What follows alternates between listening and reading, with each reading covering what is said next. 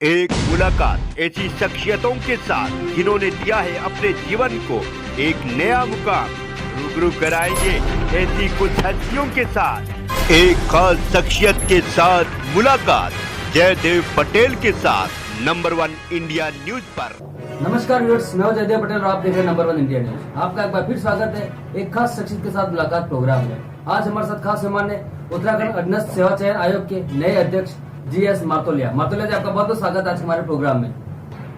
जी धन्यवाद, आपका धन्यवाद। मार्तोलिया जी, आपसे हमारा पहला सवाल है कि आपको उत्तराखंड अधीनस्थ सेवा आयोग की नई जिम्मेदारी दी गई है, तो कितनी बड़ी चुनौती होगी और आप इसे कैसे पूरा करेंगे? निश्चित तौर पर जो आप कह रहे हो चुनौती है हमारे लिए, क्योंकि जिस दौर से हम लोग गुजर रहे हैं अभी उसको ठीक करना, उसमें विश्वास जगाना हमारे लिए बहुत बड़ी चुनौती है। और उस चुनौती को हम लोग बिल्कुल बहुत प्रोफेशनली उसको हम लोग स्वीकार करेंगे और उसको ठीक करेंगे। मार्तोलिया जी, आप उत्तराखंड से ताल्लुक रखते हैं और उत्तराखंड के लोगों को महत्वपूर्ण नौकरी देने में UK SSS का बहुत महत्वपूर्ण भूमिका निभाता है। जो छवि अभी बनी हुई है, युवा वर्ग परेशान हो गए हैं, वे चाहते हैं कि हम कैसे विश्वास करें कि अच्छे लोगों को नौकरी मिलेगी। तो आप उन युवाओं के लिए क्या संदेश होगा आपका? क्या इन परीक्षाओं में जो होगी पारदर्शिता होगी? देखिए, मैं पिछले 2-3 साल से युवाओं से बहुत कनेक्ट करता हूँ, उनके बीच में रहता हूँ। लॉकडाउन में भी मैंने काफी युवाओं से मैंने डायलॉग रखा था।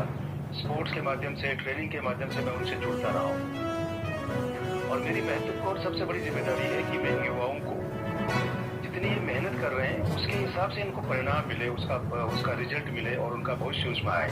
कोई भी आदमी शॉर्टकट तरीके से या इलीगल मीन्स के थ्रू से कोई भी एंट्री नहीं होगी। इसको हम इंश्योर करने की पूरी कोशिश होगी और एक पारदर्शी तरीके से सिस्टम को और बढ़िया करके, इंफ्रास्ट्रक्चर को और बढ़िया करके एक बेहतर सिस्टम के तहत हम जाने की कोशिश करेंगे। चाहे हमें विशेषज्ञों की राय लेनी पड़ेगी, चाहे वो टेक्नोलॉजी की साइड में जाना पड़ेगा, लेकिन मैं इतना विश्वास दिलाना चाहूँगा कि मैं अपने यूथ को उनकी मेहनत के हिसाब से उनको परिणाम मिले, वो कभी ठगा हुआ अपने आप को महसूस नहीं करेंगे। ये मेरा प्रयास होगा। जी मार्तोलिया जी, कुछ चुनाव होने थे, वे UK SSS आयोग के पास गए, लेकिन कुछ नियुक्तियां होनी बाकी हैं।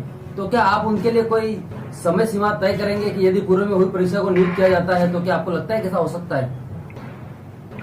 देखिए, 2 चीज है। एक तो जो एग्जाम अभी हमारे पब्लिक सर्विस कमीशन को चला गया है, वो बहुत अच्छा निर्णय था, उनको करना भी चाहिए। क्योंकि आज के डेट में UK SSS एग्जाम कराने की स्थिति में नहीं है, क्योंकि कई इंक्वायरियां चल रही है, हमारा स्टाफ भी डिमोरलाइज है, उनको भी इसलिए नहीं हो सकता। वो अच्छा निर्णय वो अपना कर रहे हैं। हमारी कोशिश होगी अपने सिस्टम को हम बढ़िया करें, इंफ्रास्ट्रक्चर को ठीक करें, ताकि इसके बाद जो एग्जाम हो हमारी SSS करें।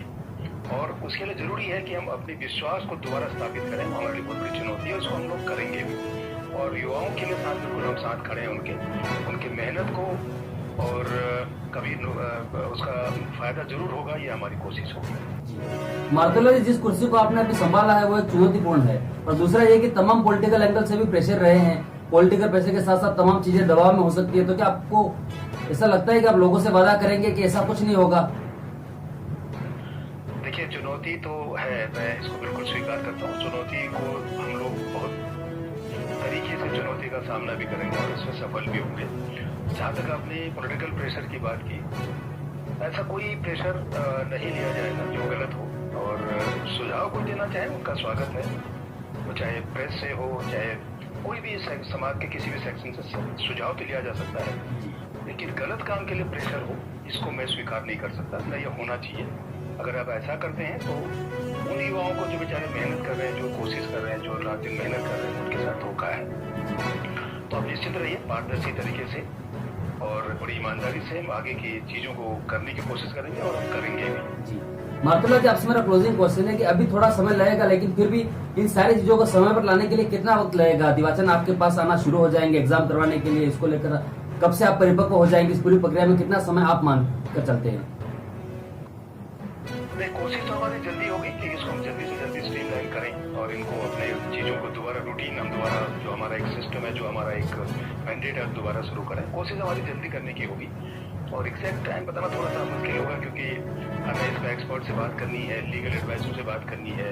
कई हमारे हाई कोर्ट में केसेस चल रहे हैं, कई हमारे पुलिस में चल रहे हैं। इन सबको देख करके हमको कोशिश हमारी होगी कि जल्दी से जल्दी इसको हम पटरी पर लाएं और पटरी पर लाएंगे भी। मार्तोलिया जी, आपने नंबर 1 न्यूज के समय निकाला, उसके लिए आपको बहुत बहुत धन्यवाद।